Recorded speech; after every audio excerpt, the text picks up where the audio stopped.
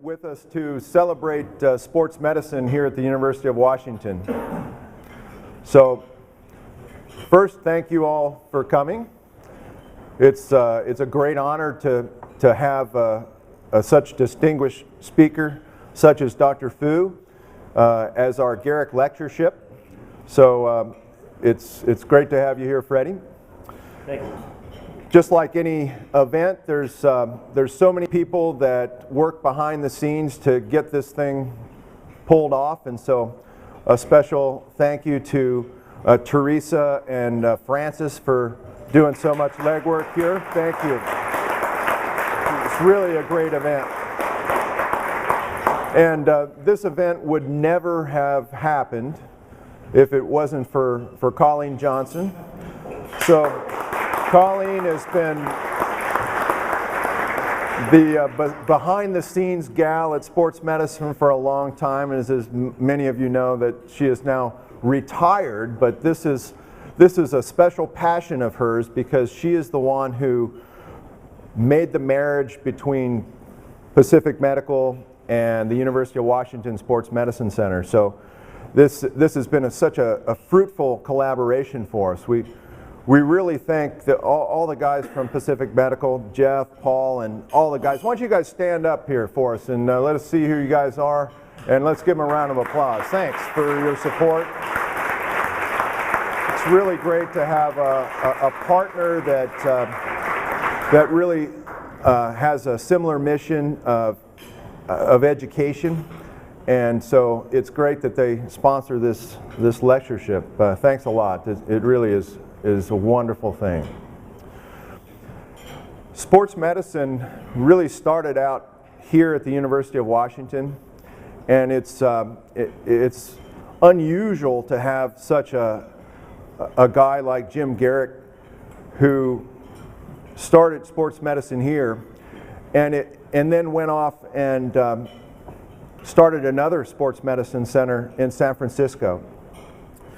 It's almost like a great athlete having his jersey retired by two different teams, because not only is this lectureship named for Jim here, but the entire sports medicine center down at St. Francis Memorial Hospital in San Francisco is now named for Jim down there. So it's a great honor to have really the father of academic sports medicine, not only here at the University of Washington, but the guy who was on the front edge of this thing in the whole country, to be here and to be our named lectureship. I want to say godfather, but you know, it's not quite the same thing. So, Dogfather. You know, the dogfather. It's really great to have you here, Jim. And so I'm going to introduce Jim and let Jim come up and introduce our special guest here, Freddie Fu. In just 1 second, Jim. You know, after I want to first introduce our pretty new chairman, Jens Chapman, who has been really instrumental in moving us forward, and as many of you know, we are looking forward to a next iteration of sports medicine clinic in the new Husky Stadium in just a couple of years. And so I'm going to give the microphone over to Jens here for a moment. Doesn't really. Untangle that one. You got to be double wired. You got to be close on that thing here. I'll get it. Right, I'll do it. Well, thank you, Trey. And thank you, UW Medicine, for coming together at this great evening. My name is Jens Chapman, and I'm truly privileged and honored to speak to you as chair of this great department. We've had a very distinguished history with tremendous chairs, and I'll try my very best to follow in the footsteps of truly legendary chairs that have made this all possible. As we looked at sports medicine in the strategic plannings of the new iteration of the Department of Orthopaedic Surgery, we very much immediately looked around the country to look for the stars, and obviously the first name that came up and around everywhere we looked was our distinguished guest lecturer tonight, Professor Freddie, chairman at the University of Pittsburgh. And we had the pleasure of visiting him. He immediately opened his not only home and facilities, but his heart also to us. And we're very honored to have been able to visit him there. And we were just particularly compelled by the enormous spirit of collegiality that permeated the place. And that aside, the facilities there are absolutely rock, Freddie. As we are here tonight, I just wanted to say some things about Freddie. He's a fantastic guy, everybody knows him, but this morning we were treated to one of those stellar, mind-expanding lectures, and I'm very curious to hear the lecture tonight. But he talked about something that he's obviously very famous for, and what is that? Double bundle ACL reconstruction. I, as a spine surgeon, was able to add something. I could tell him that it should be named anterior cruciate ligaments, not ligaments. He actually accepted that as a novel statement. So thank you, Freddie. The key point is, in his lecture, he actually touched upon a lot of things that touch on us in medicine, and that is, we're in an era of precision medicine where complex procedures have been more or less turned into commodities. An ACL reconstruction is an ACL reconstruction with decreasing reimbursements, and we expect all good outcomes. And it's again a man of the great vision of Dr. Freddie, who's looked behind the scenes and has identified that we're not just in an era of precision medicine, we're actually in a far more complex era of individualizing and needing to recognize the individualities of the patients in front of us as medicine is asking to be more and more conceptualized. So this is a very counter-current kind of a theme. And this was particularly compelling today to hear him speak about this, the master of thousands of ACL reconstructions, to say we got to go back to the basics and look at patients. So it is a truly phenomenal opportunity to have this man inspire us, and he will always, together with Chris Harner, be recognized as the inspiration to the new generation of sports medicine, which was founded by Jim Garrick, Colleen Johnson, Roger Larson, our great team of sports medicine practitioners at this facility, of which I'm a patient, and a happy patient I might add, an individually treated patient also. So with this, I'd like to ask the newly appointed academic sports medicine dogfather, Jim Garrick, to take the microphone. And I thank all of you, and especially our community colleagues who've also come here for their attendance here tonight in the interest of team medicine. So thank you.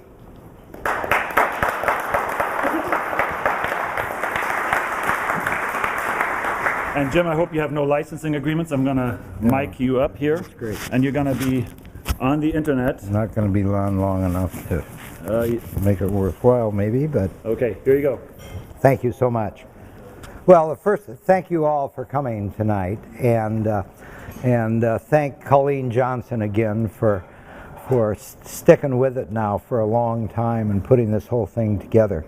I personally am delighted that this is not the James G. Garrick Memorial Sports Medicine Lecture, and so it's been a good year for me. When I was told Freddie was going to or had accepted the invitation to do this, I was delighted. There aren't very many people in orthopedics who have done the things that he's done, and I was going to just read you the titles of the 285 peer-reviewed articles, but then I thought they'd probably close the place down before I finished with the list. His CV runs well over 100 pages, and those of you that have followed him or have read of him are all aware of this. He took his undergraduate work at Dartmouth and the first part of medical school, and then went to the University of Pittsburgh and did his orthopedic surgery there. And even as a resident, he had a notable career. He's been a AOA traveling fellow, an AOSSM traveling fellow. He's got a ton of publications and book chapters. He's won the Kappa Delta Award, which is, for those of you that aren't in orthopedic surgery, is a big deal. And he has been president of the American Orthopaedic Society for Sports Medicine. He he has professorships not only in the Department of Orthopedic Surgery but in physical therapy and mechanical engineering at the University of Pittsburgh, which is something most of us can't claim, and he's the David Silver Professor of Orthopedic Surgery at the university, which was kind of the start of everything as I remember. Perhaps more to the point is that those of you that have met him or heard him speak this morning realize that he's one of the most big-time orthopedic surgeons who's approachable that I know. And he'll answer your questions, and he'll discuss things with you, and he'll share things with you, and perhaps more so than anybody I know in this group. You would say, you look at him and you say, gosh, he's so young. How can he have done all of this? He is also wily because he's a grandfather 3 times over. So I'm delighted to introduce Professor Freddie Fu as a lecturer for this year.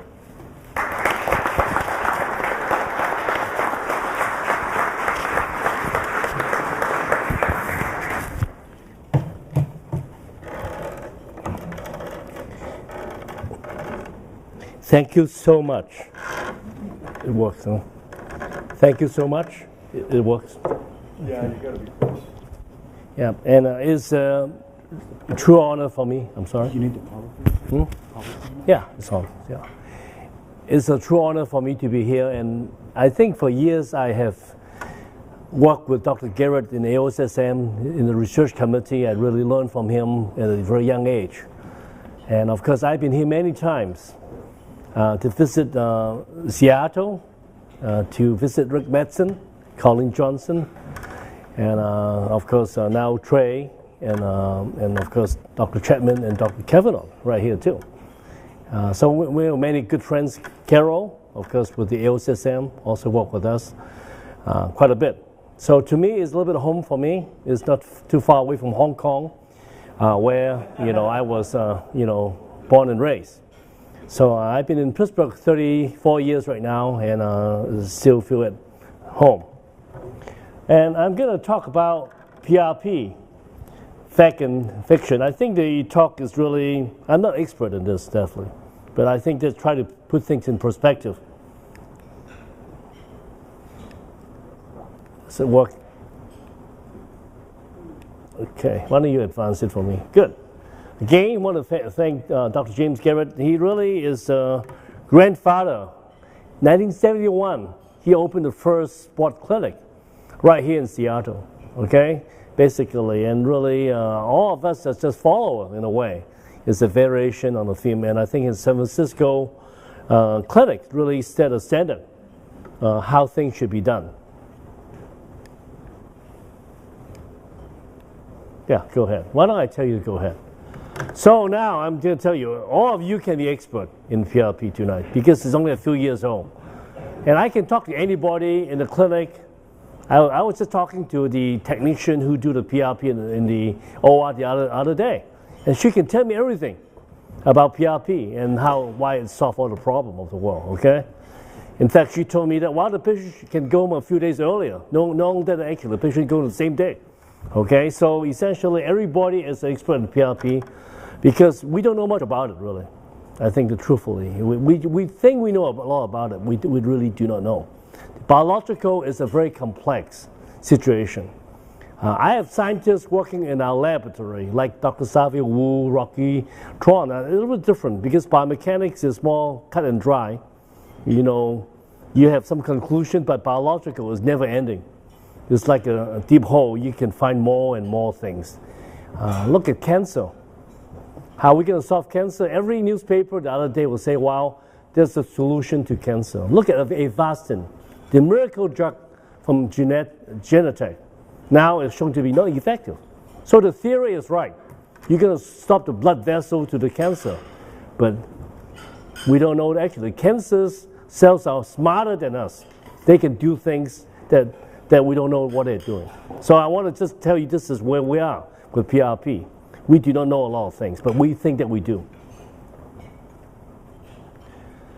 Again, this morning I talked about the bones. It's been around millions of years. You know, this is how we walk, how we run with the A cell and morphology. Biologically, we have a very good system for healing everything within our system. Really intricate. Cascade of healing, thousands of growth factors. This is where we are. Now, if you're going to change it, you better know a way to change it right and not to harm it, okay? And I think we think that by doing something, we can just change everything quickly. Maybe not as simple as it is. So what is PRP? We don't even know because there's so many different forms. If you use one preparation, it's 10 cc's of blood. If you go to the Chapman clinic, it's 100 cc's. They charge much more money. Maybe about $7,000, something like that. Okay, so it's and if you go to Malaysia, they add medication before you took it, so you can get stem cells, you know, in the PRP too. Okay, so it's everywhere. Everybody have their own cocktail of PRP, and there are different companies. How do you deliver it? No, not yet. No, go back. So what's the best method of delivery? Well, I'm going to show you how I, do it, and it's still not simple.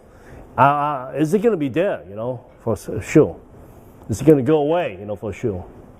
And how we look at outcome. Now, I want to be fair, because many of the studies today show there's no difference, but maybe we do not know how to find a difference yet, okay?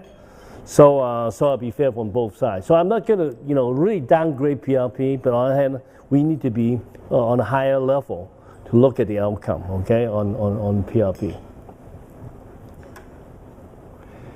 So I think the general concept is good. I think what it does is it makes us think biological. See, we are basic mechanics for many years. We're the nail and hammer kind of people.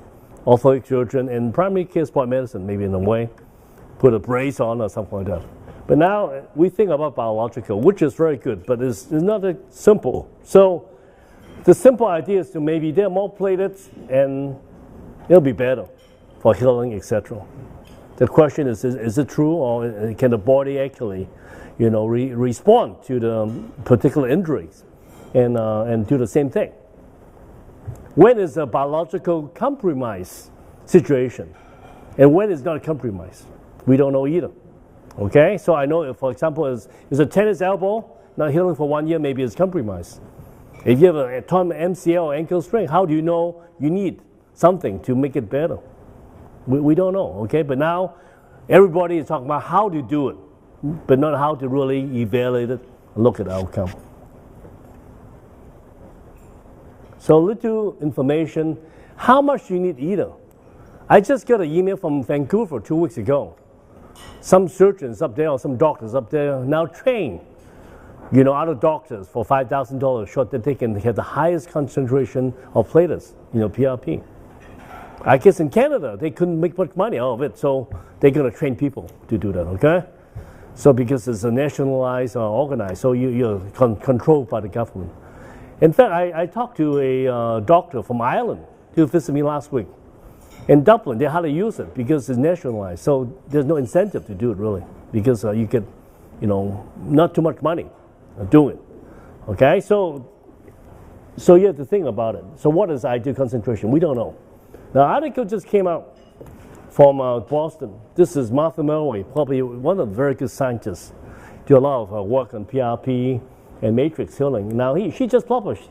We don't need a high concentration. Maybe you just need some concentration to stimulate, to let your body go on in some system, in a system that your body can have a response biologically.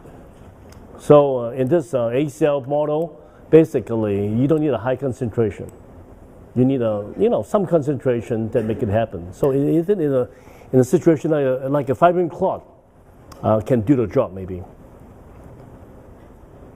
Now, so how is PRP made? Usually, there are many different companies will have different preparation. Essentially, you centrifuge something and you get the PRP out, and you can add or not add activation factors in it. So I think there's many different 10, 15 companies doing it, and I think if you go around the world, there are even more and more.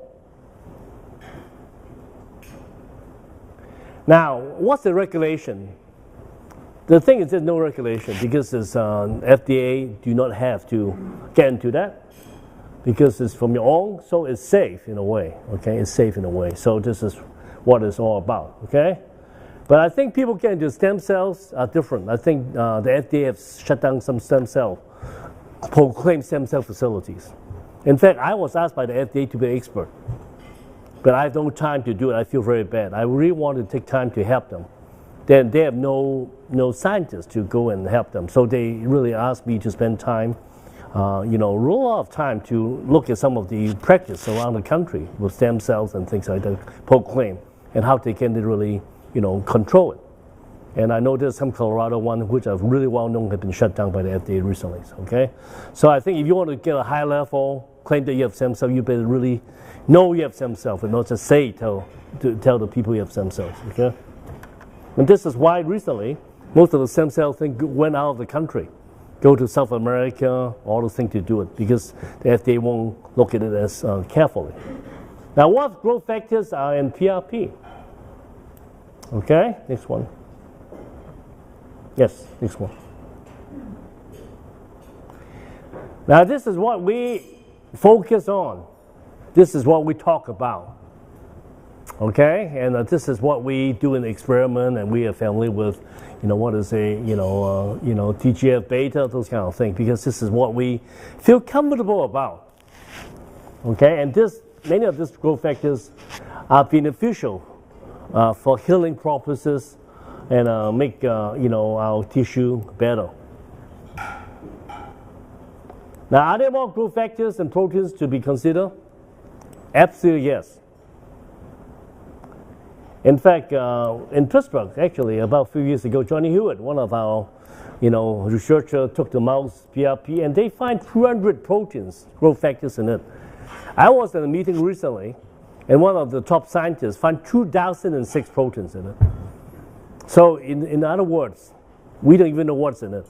Okay, and many things in it. Just like New York City, there are terrorist cells and there are good people. Okay? All right, so there may be bad and good things all together. So maybe the good thing will win and maybe the bad guys win, I don't know, but there are 2,000 plus growth factors in PRP, right now, as we know, okay? But the one that we're interested in, for example, Dr. Hewitt is a muscle, researcher. So these are the growth factors he likes. But he doesn't even know the one he doesn't like. What does it mean to him, okay? Now, what is PRP being used for? I know Kim here used a lot, which is good. I think she's doing a lot of study. This is what we need. We need people to do the PRP and do study and follow up. And I'm all for that. But I'm not all for the fact that, you're just going to do it and see and don't care, And in fact, I was in a meeting last year in New York City. And I think, how PRP all started. It's from Pittsburgh. One of my colleagues, Jim Bradley, inject Heinz Ward. And next thing, New York Times, Alan Schwartz, front page article, New York Times. And say Heinz Ward had this thing and won the Super Bowl. And I was there too, actually. And suddenly, it's like a fire.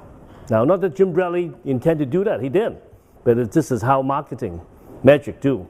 And I was at a meeting where the HSS physiatrist actually, and was giving a talk. And he's very honest. He said, I don't even care if I follow up or do a study because I have so many patients calling. I mean, that week, they have 500 calls for PRP. Okay? So the guy is technically very good doing it. But he's very honest. He said, I don't even care. I study it because I'm so busy doing it. Okay? So this is kind of sad. But he's very honest. He said, I cannot tell you the result, but I can tell you how to do it. Okay? So this is what about. Okay, good. Let's next slide. So for acute and chronic cases, okay? Go ahead. Muscle injuries, ligament injuries, ACL even, ankle sprain, MCL tear, high ankle sprain, ACL separation. And I think this is very controversial still, because many acute injury, Essentially, what the doctor will tell the patient, you'll be back 1 week earlier. But how do you know, okay? Or 2 weeks earlier. I mean, how do you really know it's 1 or 2 weeks early? We don't know, okay? It's there's no control study, and really have to control now. There's some study being done right now in NFL too. The Colts and other team has shown no difference in muscle injury. You're not a big series, only 10 patients, something like that, but it's hard to get a big series. Chronic is probably the way to go, at least scientifically to study. Because this one is hard, because everybody kind of hype and say, wow, I'm going to be back faster. But how do you really know? Now this is better, because you have tennis elbow, patellar tendinitis, all this kind of thing. You can really, hey, it doesn't heal, and you try everything else, surgery, maybe the next step, maybe you can try it, but you should study it. Now, some of the study, in fact, one just came out last week in HASM, didn't work in tennis elbow, but hey, I don't know if they have the right evaluation technique to do it. I don't know, okay? But I think at least this is better control, and I think this is the way to go for studies, as far as I'm concerned, scientific studies. Yes. Now, acute injuries, essentially, go ahead. So the proposal is going to increase healing. Now, one thing that people say is decrease pain. And I don't know what it is. You know, it could, you know, but I think if you inject some saline, for example, into a acute injury site, you can potentially decrease pain too. Because you're going to, maybe the nerve fibers get stretched and things like that, whether it's really PRP or whatever it is, to decrease pain. The question is then, if it's going to let the people play. Because the less pain, are you going to have more injuries from that? So I think one thing when I go to meetings, people say, well, it's safe. It doesn't hurt. But I think it hurts if you're going to let people back to play before they really recover. I haven't seen much study to show MRI follow-up at 10 days and 2 weeks to see what happened. I wish they could do it, but nobody have done it, okay? To see what happened to the healing, in those acute, period. And people just look at pain. Okay, you have no pain, then you can go back to play. And so I think that the acute phase is really, to me, is harder to control. And essentially, I think need to be studied more. No, it's all PRP created equal, I already told you. Not equal. There are many companies, many systems. As we talk, there are more to come. Other part of the world, Malaysia, have a system. They give medication, pre-PRP,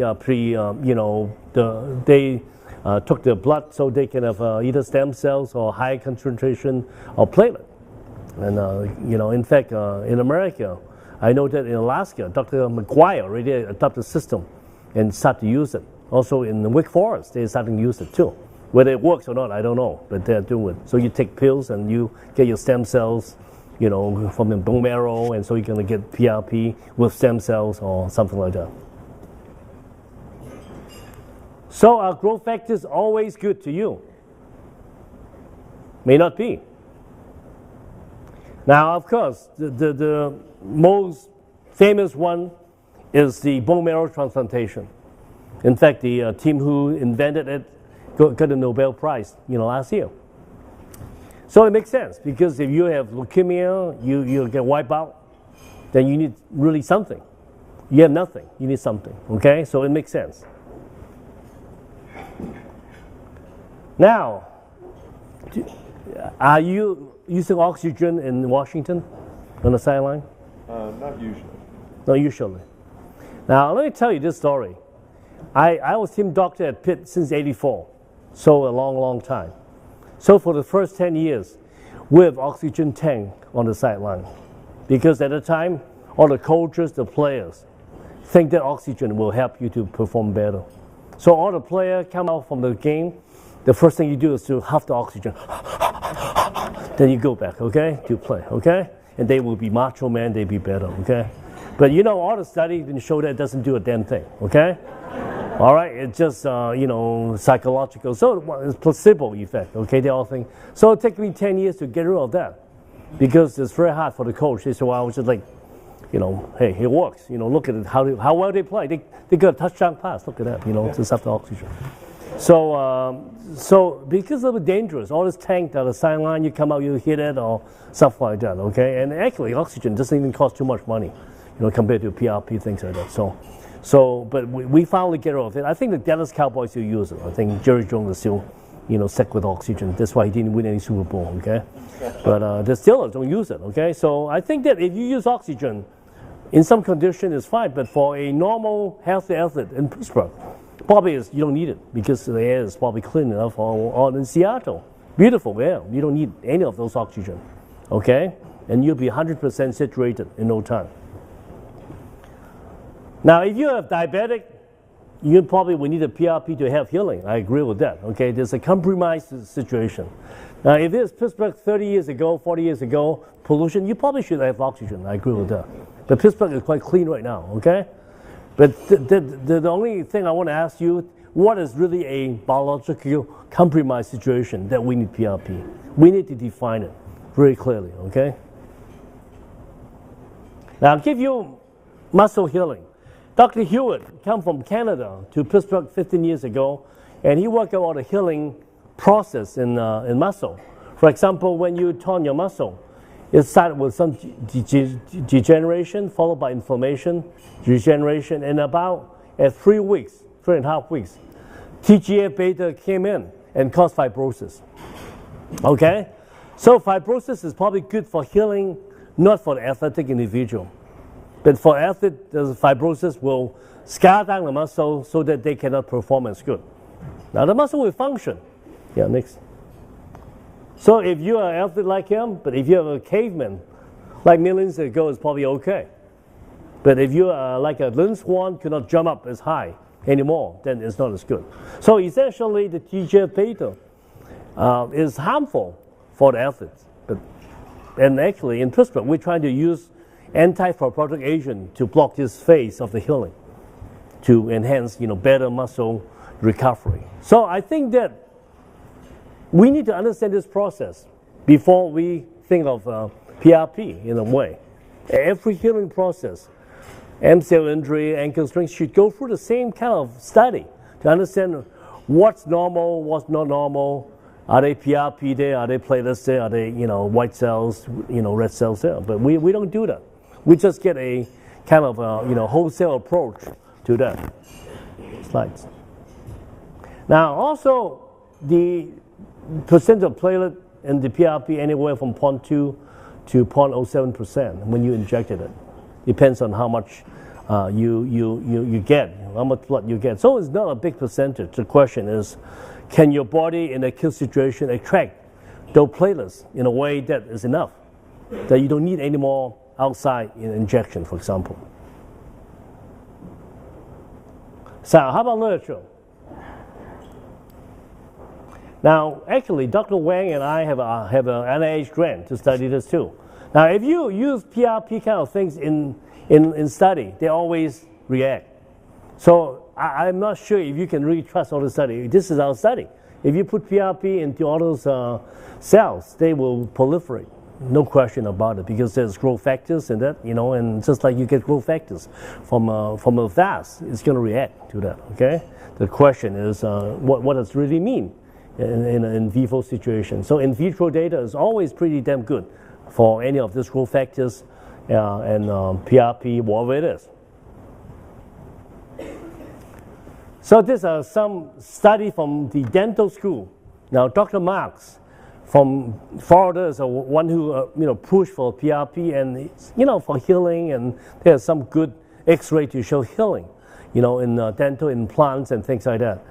But interestingly, when I talk to the dentists in Pittsburgh and UCLA, other places, I don't know about Washington, they're still not sure if it works. So this is very interesting. They're 20 years ahead of us, but they're not still sure if it really works.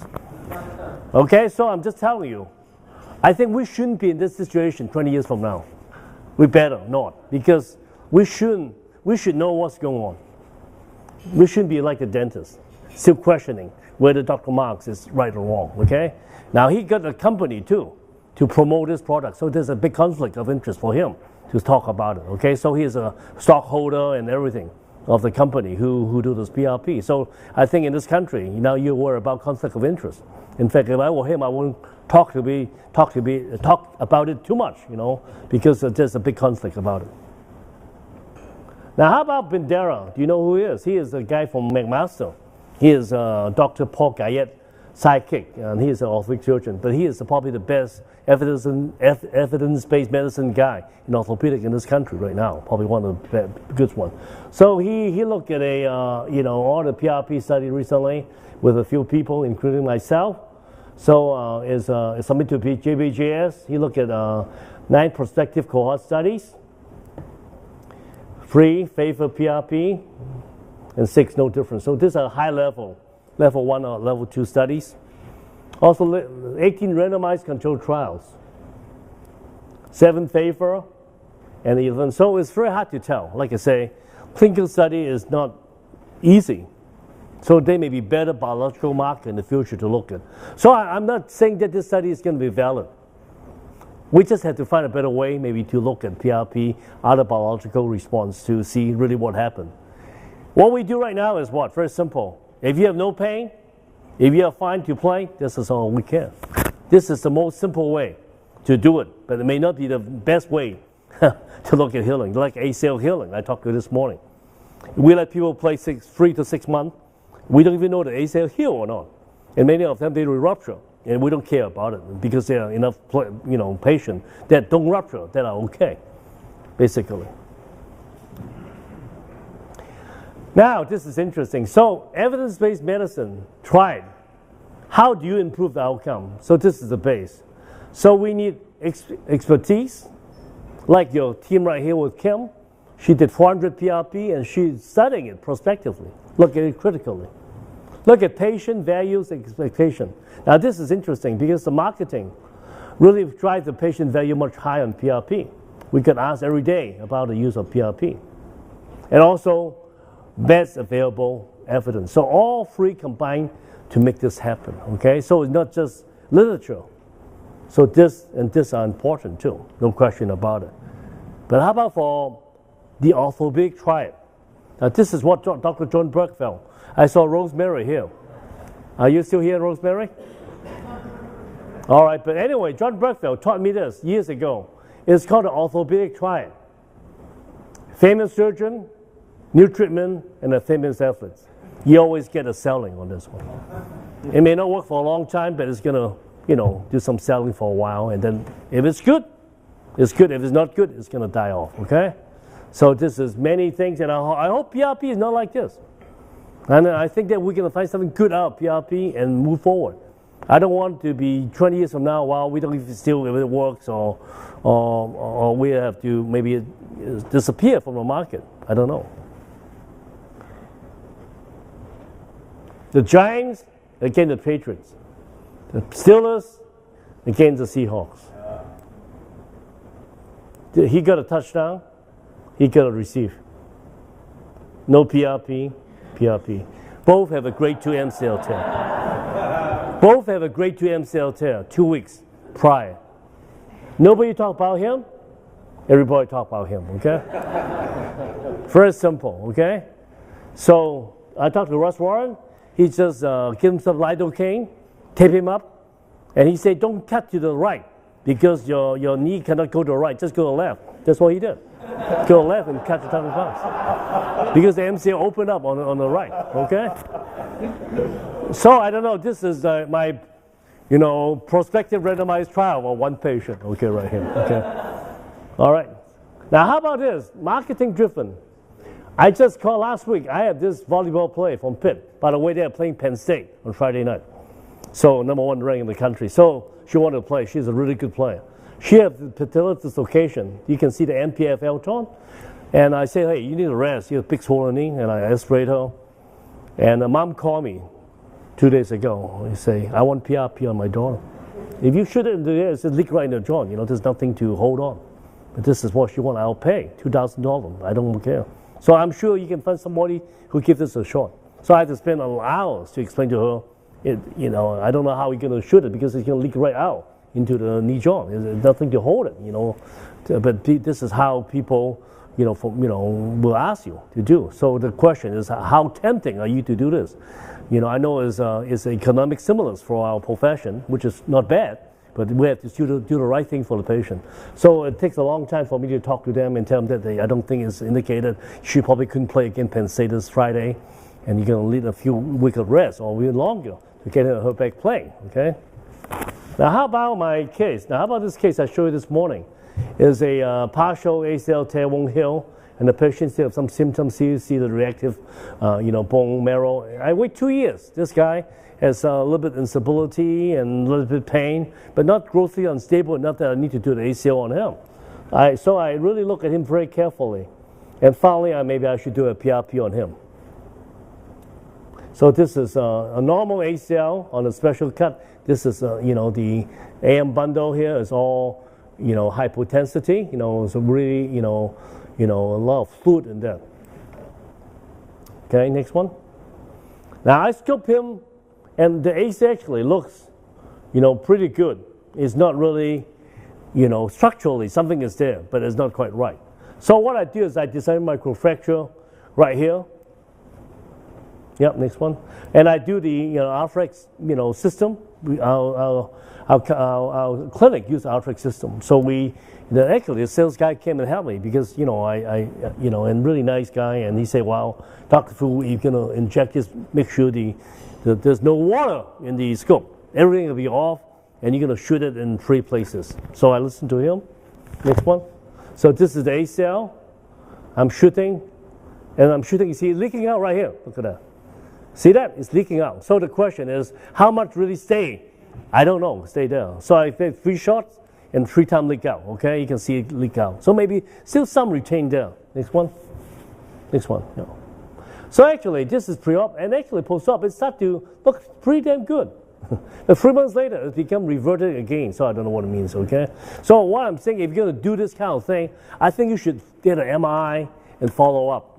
For example, Heinz Ward, don't have an MI, after the Super Bowl he disappeared, to dancing in the sky, those kind of things, okay? But I think they should have an MI to see, hey, what happened to those PRP injection, and I really encourage or other means to evaluate it, okay? So I'm really encouraging my colleagues to do the same thing. I think you can inject the PRP, but please evaluate them, okay? Not just to return to play. And so this patient actually feel a little bit better, but then I'm still following him right now.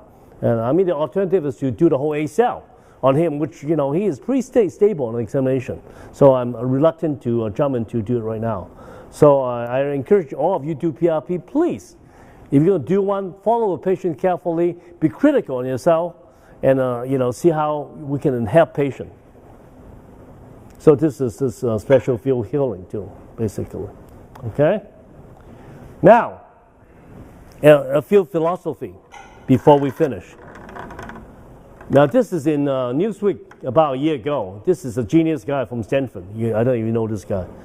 He's Greek, but he's now a professor in Stanford. He said that positive results will get published quickly, but negative results usually take a long time to be published. So if you have something not quite right, or even not negative, you won't get published very quickly.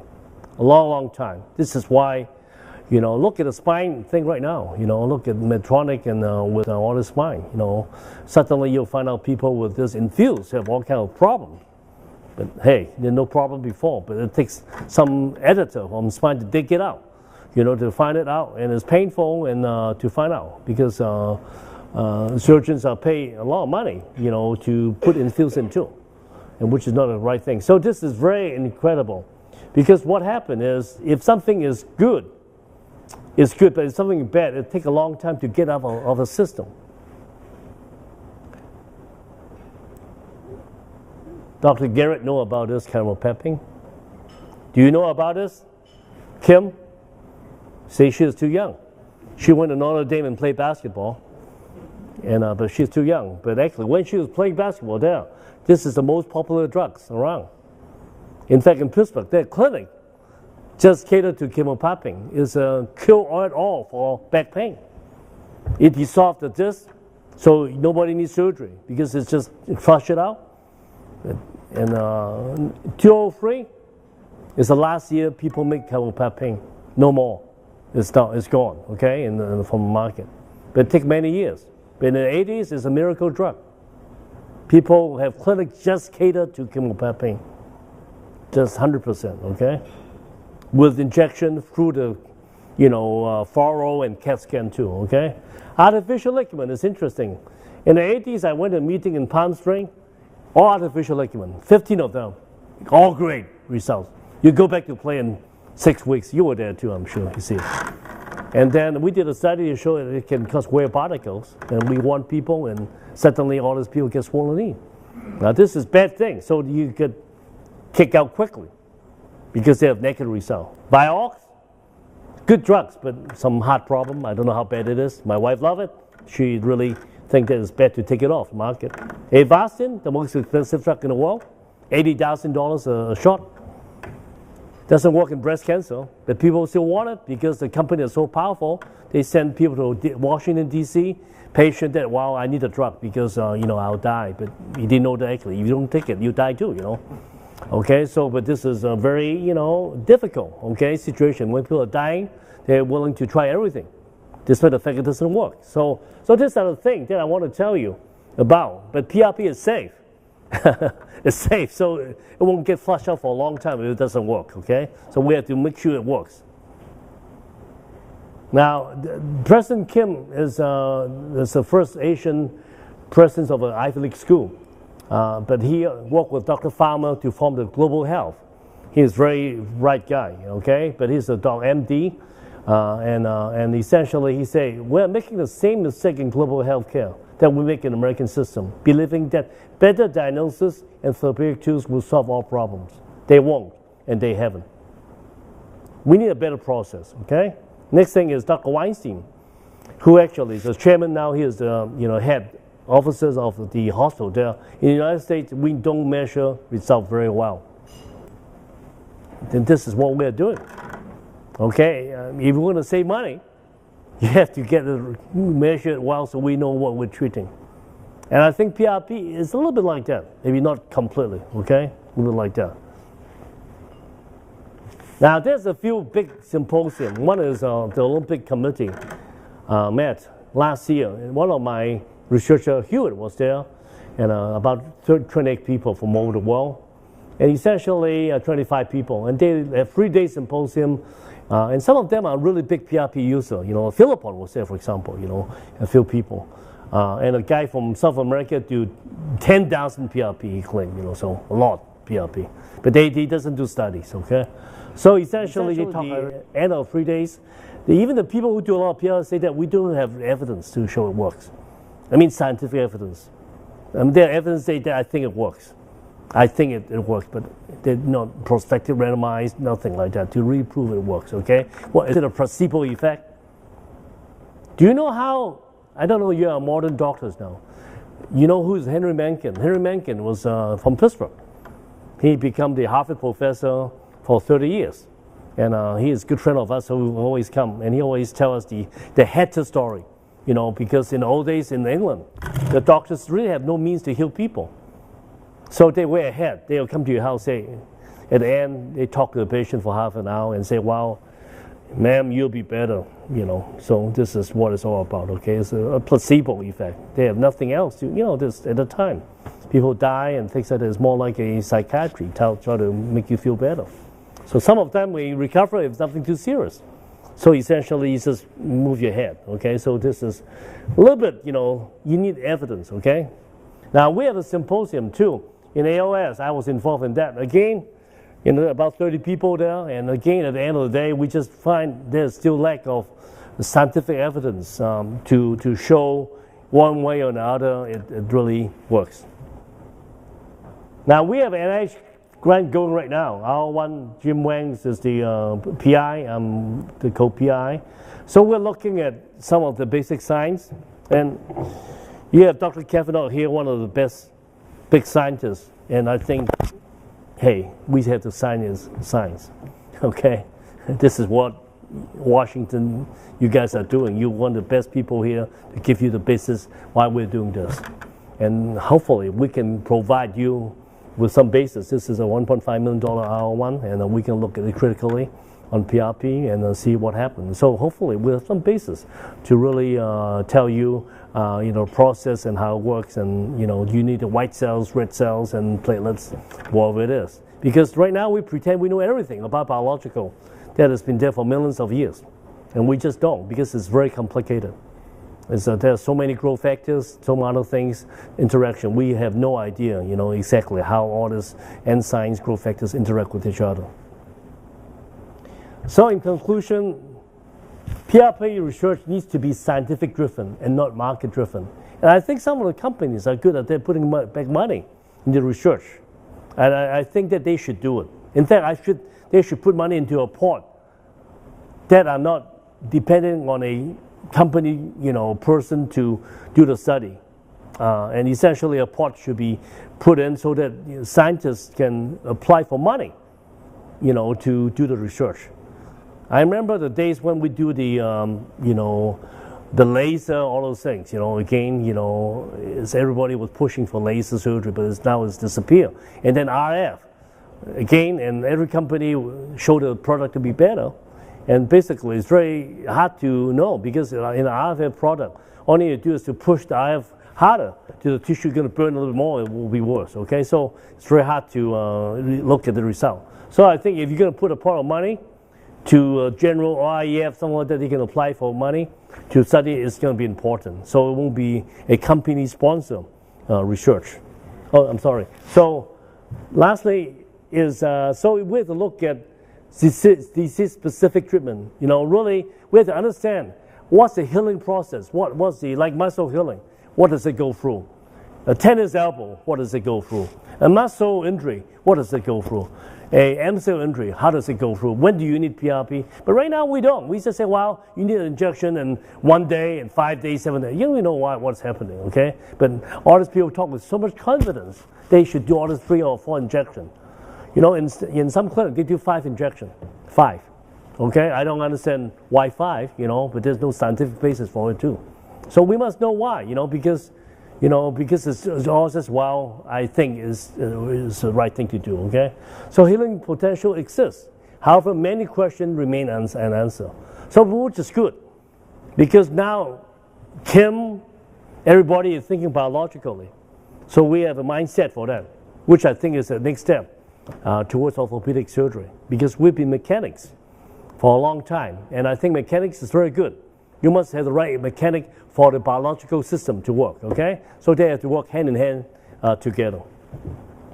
So I want to thank, this is our 100 years anniversary in 2009. Dr. Ferguson, my mentor, is right in the middle. And so just like your department, we're very proud.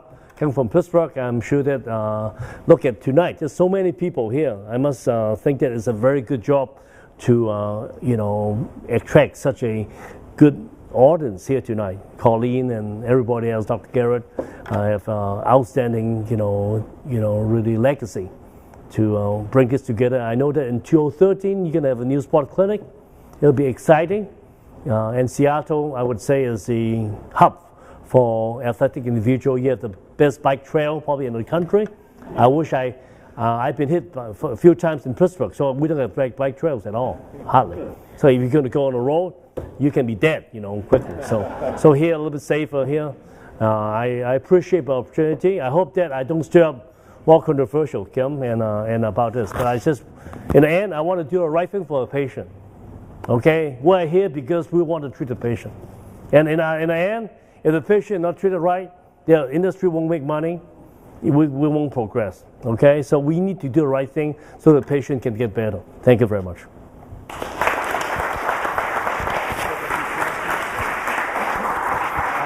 Questions? So I think, Tracy, I have time for a few questions. Any questions? I'm not an expert, so I probably cannot handle the answer too much, okay?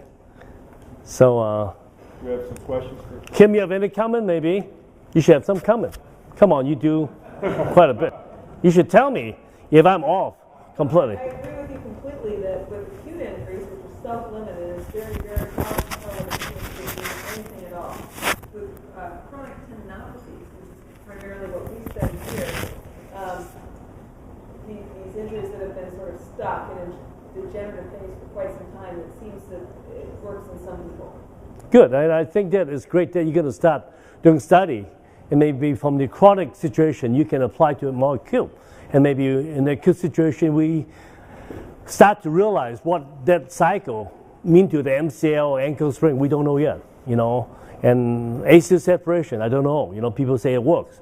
I have no idea, you know, why it works. About one of the studies that you mentioned, you know, it's a very heterogeneous group of studies. You're looking at rotator cuff repair and ACL repair and Achilles tendinopathy, and so it's looking at a lot of different things, and we probably need to look at it more specifically. Right.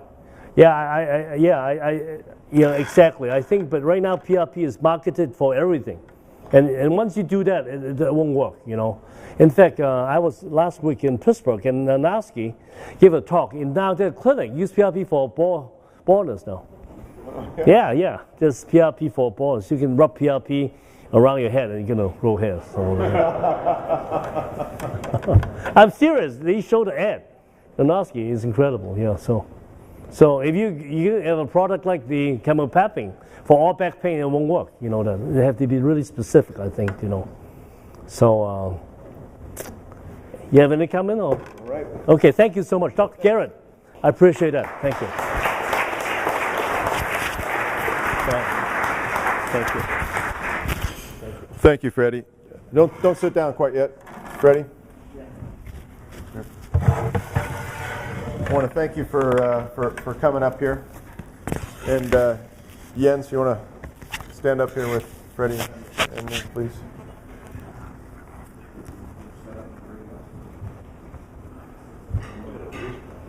So, Freddie, we got a little plaque commemorating your Garrick Lectureship and a little gift for you. So, thanks for coming. And Dr. Garrett, come. And Jim, You have to come, yeah. And we should have Colleen also. So we Yeah, have number 5. Colleen. One more, guys. Colleen, you gotta come. Just hold on a second. Why don't we go over there, maybe? Yeah, we'll go over there. Thank you. Also, waiting, I have to say I was very happy that Freddie.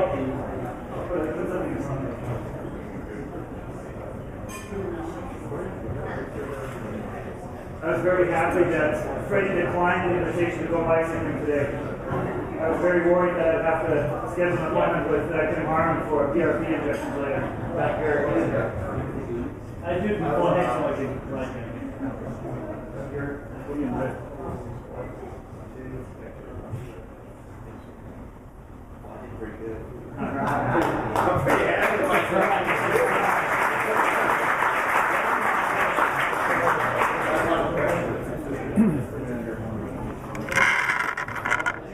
So, again,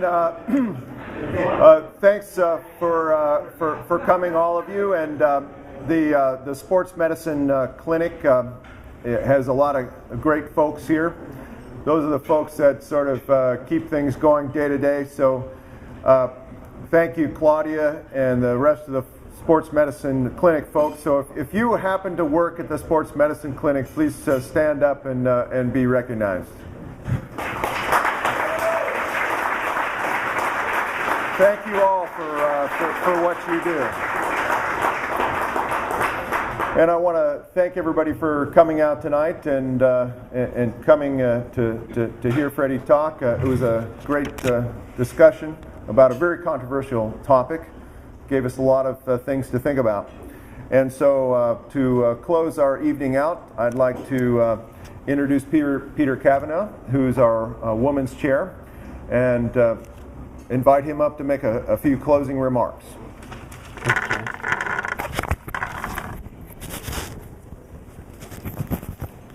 Well, thank you. It falls to me to thank Dr. Fu for honoring us with his visit here today.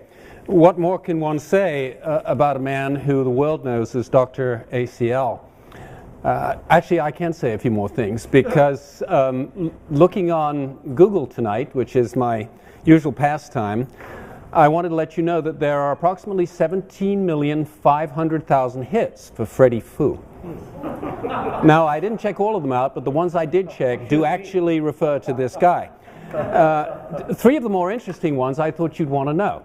There is a restaurant in Pittsburgh called Lulu's Noodle that has a dish named after him. So there must be one of the few surgeons who has a dish named after him. In 2007, after he gave a lecture in South Africa, a local Durban band, the Spare Keys, composed a song called The Double Bundle. How many orthopedic procedures have a rap song named after them? Lastly, in Pittsburgh, there is a cycling team called the Freddie Foo Cycling Team, and this is actually a philanthropic enterprise that Freddie has taken his interest in cycling and made possible a very excellent cycling team. So these are three little nuggets that don't appear when you do him on PubMed. Now, one of the great things we enjoy and benefit from such distinguished guests as Dr. Foo is the way they act as role models for our residents. And Dr. Foo already gave a wonderful demonstration. I know that Paige had almost a one-on-one lecture on how to do a double bundle ACL. Where are you, Paige? Are you ready to go with it today? I think she left already. But when I think of what are the things about Dr. Foo's career that our residents can take away and our trainees can take away to pattern their own careers after his, and after his great success, there are really three things that come to mind. The first is his intellectual focus. And he's not just an orthopedic surgeon, he's not just a sports medicine surgeon, he's not just a knee surgeon, but he's an ACL surgeon. Now, I'm a pretty quantitative guy, so I did the calculation, and he's focused on a structure that is 27 millimeters long, 10 millimeters in diameter, which you probably want to know has a total volume of 2.11 cubic centimeters. So here's a guy who has made a world-renowned career on a structure that is 2.11 cubic centimeters in volume. And there's a message there. Out of this whole universe of things that you could make your career on, the way you will succeed is by knowing everything there is to know about one thing. So that's the number one Dr. Foo criterion that you should take away. Number two, he has clearly questioned established approaches. Before he started his work on double bundle reconstruction, sports medicine thought that we knew the way to reconstruct ACLs. But Dr. Foo has shown that wasn't the case, and that an anatomical reconstruction is likely to lead to a better outcome. So the number two Dr. Foo characteristic is to question established approaches. Now, number three is exemplified by his presence here today. This is the 15th hour of his engagement with University of Washington Orthopaedics today. He started early in the morning with a lecture on, yes, the double bundle reconstruction, and here he is ending the day giving us all information about a new technique. A recent article in Pittsburgh Magazine showed the day in the life of Dr. Freddie Foo, which starts at 4 a.m. with green tea and ends with a quick scan of the news at 11:30 p.m. So the number three Dr. Foo characteristic, which will sustain you through your career, is endless energy. So Dr. Foo, thank you indeed for a great visit, and thank you for being such a role model for showing our trainees the way to persevere and succeed in a very challenging and competitive discipline. Thank you. Thank you. You know everything.